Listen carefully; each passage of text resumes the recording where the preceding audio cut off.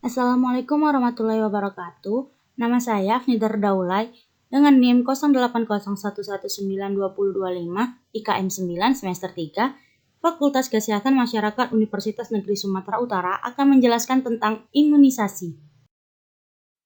Nah, latar belakang imunisasi.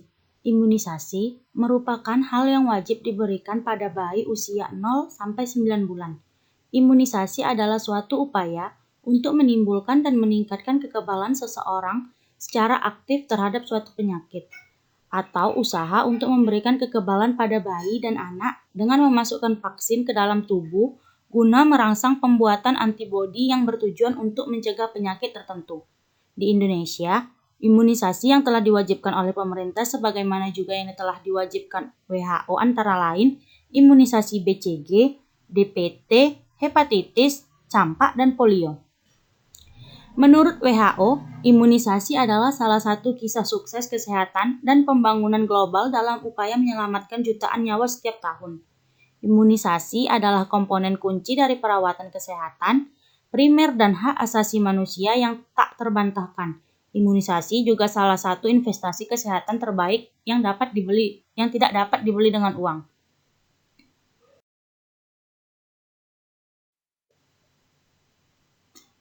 Nah, apa itu imunisasi? Imunisasi adalah proses untuk membuat seseorang imun atau kebal terhadap suatu penyakit. Proses ini dilakukan dengan pemberian vaksin yang merangsang sistem kekebalan tubuh agar kebal terhadap penyakit tersebut. Selanjutnya, tujuan imunisasi.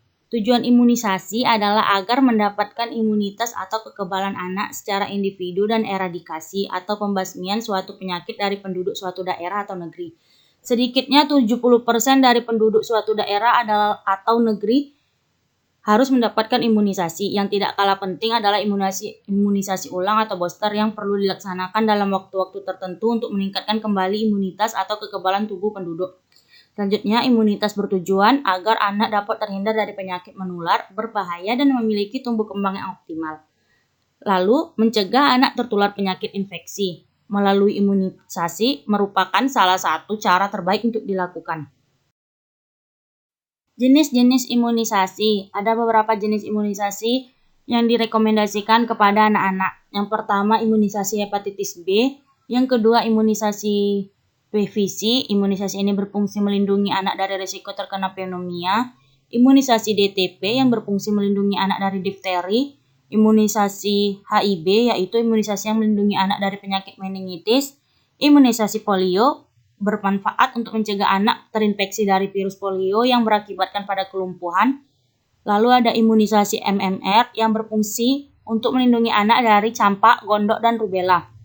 Lalu ada imunisasi varicella yang memiliki fungsi melindungi anak dari cacar air.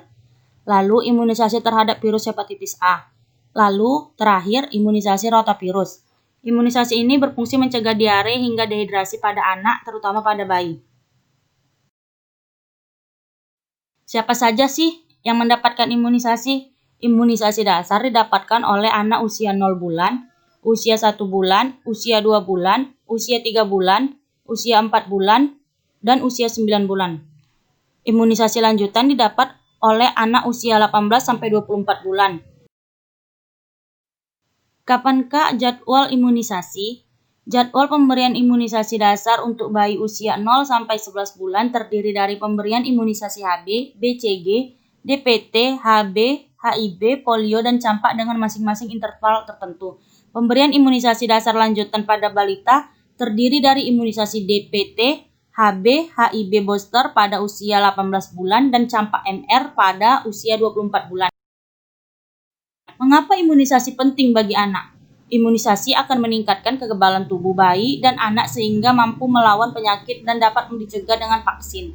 Lalu, anak yang telah mendapatkan imunisasi secara lengkap, maka tidak akan menularkan penyakit ke lingkungan sekitarnya.